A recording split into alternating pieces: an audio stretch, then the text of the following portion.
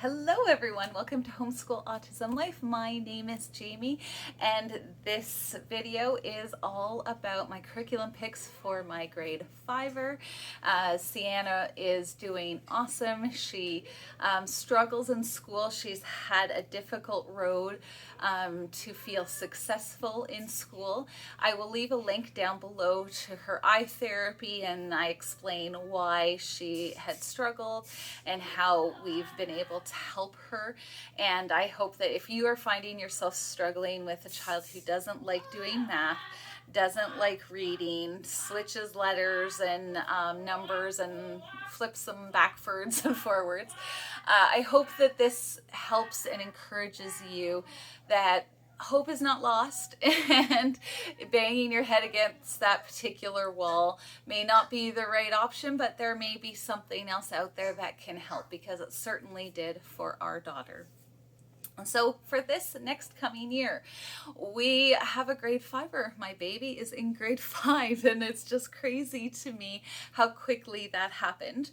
But unlike her sister, I am not going to be trying to get her to do a bunch of different things on her own. She is still very much under Mama's watchful eye. She likes to get away with not doing things sometimes, particularly Bible memory. She likes to go, I read it. I didn't write it down, but I read it. And so that's been a big struggle for me to just really get her to understand that, yes, there are going to be things that you don't appreciate and don't enjoy doing, but there are things that you can enjoy and still do, or don't enjoy and still do. So one of the things that I mentioned in Nara's video was that I am really wanting to teach my kids to have some independent time or some special time with God and their Bibles. And it was something that wasn't taught to me, and I still struggle with, and I really want to address it this year, as they seem to be old enough. Ceana is reading to a degree a little bit easier, a little bit better, and so with her I think things are going to change a little bit.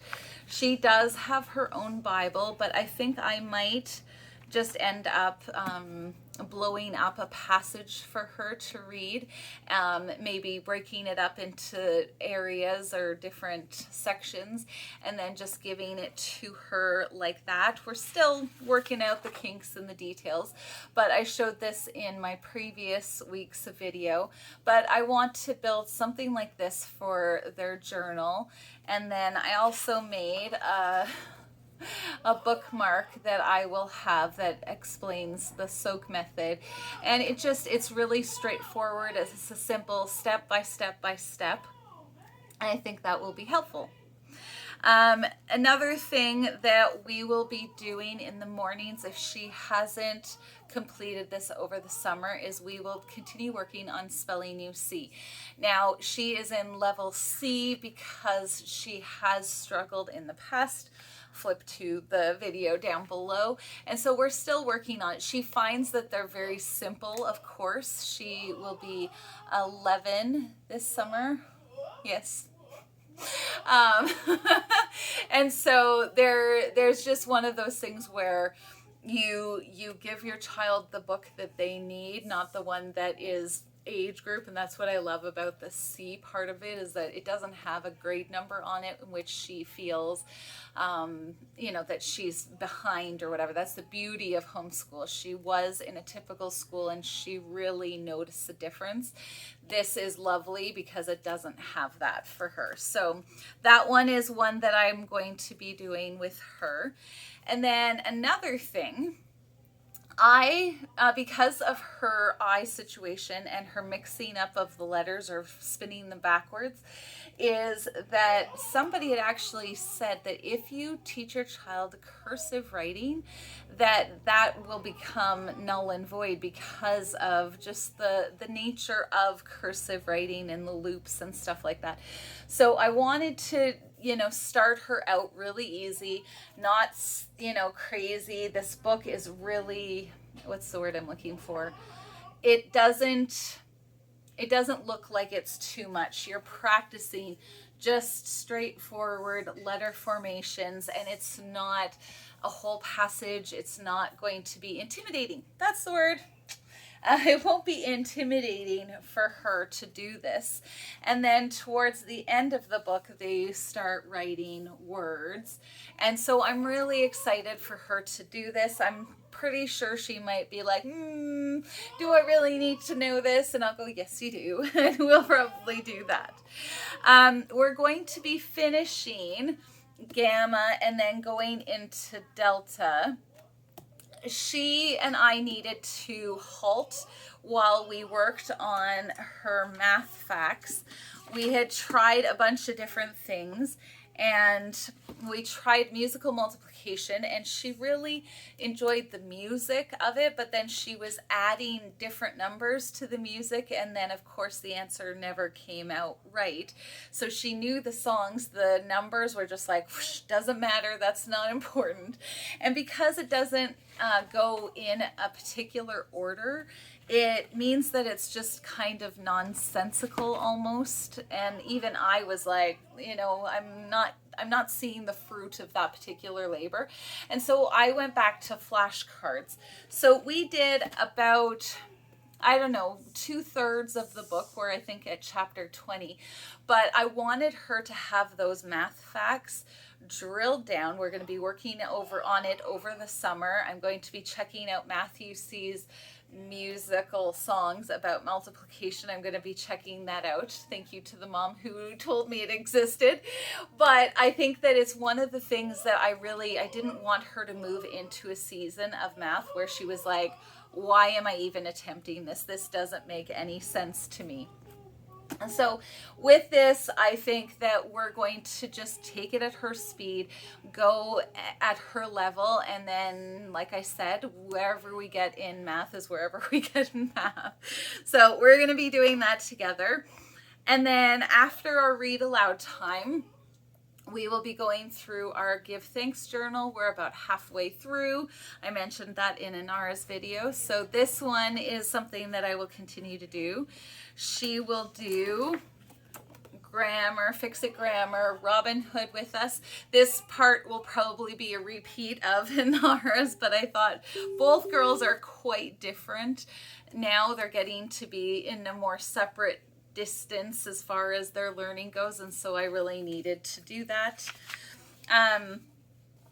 We do gather round for our core subjects or our spine of our homeschool, and so this one, our reading journals, I got from Not Consumed Ministries. It's still coming, it's not here yet, but I wanted her to be excited to have a specific journal that is meant for her reading and her assigned books.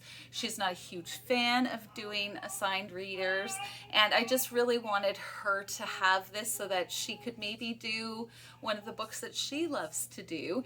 And there's some drawing and there's other prompts that I thought this might help, where some of the other ideas that I've had, like book reports or book projects, they just didn't work, and I was frustrated and they were frustrated because I really want them to do their best and try their best, and it wasn't bringing it out. So I'm hoping we'll try lucky number 3 maybe. But yes, we will be doing the Viking unit. I got the lap book just for fun. We will be doing Vikings. We're going to do the dinosaur. Christmas Around the World. We will also be doing Medieval Times, which isn't released yet, or Growing Up with God. I spent a little extra money on the posters for botany because we will be doing the botany unit, and it's so pretty and I love it. The Antarctica and the artists unit. So those are the units that we will be doing over the course of our school year. We will also be finishing up structure and style. We did about half. I will leave a link down to Carla Canon's video on this. My brain. But she suggested we only do half, and I'm really thankful that that's how that worked.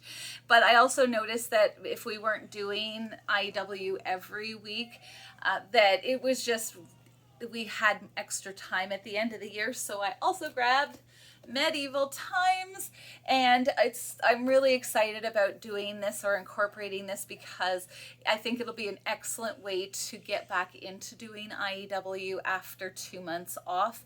They start out like almost right at the beginning, and so it'll be a good review going forward and then getting back into this book.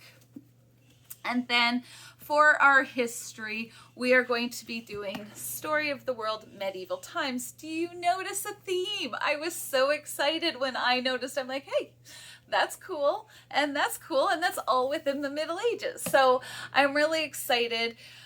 We did struggle by the end of the day once we added IEW in to have time to do this. And so it ended up becoming something that we did during Fun Friday, which for me, I love history, so Fun Friday I'm all good with. But I think I may try and incorporate some more of the art projects, the craft projects, if it does end up becoming a Fun Friday affair. So we'll see. I do want to see if we can get through the Story of the World a lot faster. We did, I think, 2 years. I want to say it took us 2 years to get through the first book.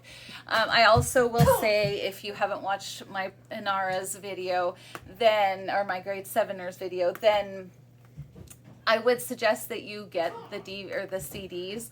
That the gentleman who reads it is quite fun, and he does voices and whatever, and sometimes really nice to give your voice a break. And I'm really enjoying that. So I hope that this has been helpful if you're looking for Gr.5er curriculum ideas, but that's what we're doing, and I am thrilled. I think that this year has been good. This year has been really good, and I am looking forward to next year as well. And just thanks for watching. If you have any thoughts or questions, leave them linked. Tell me down below in the comments, and we will talk to you next time. See you. Bye.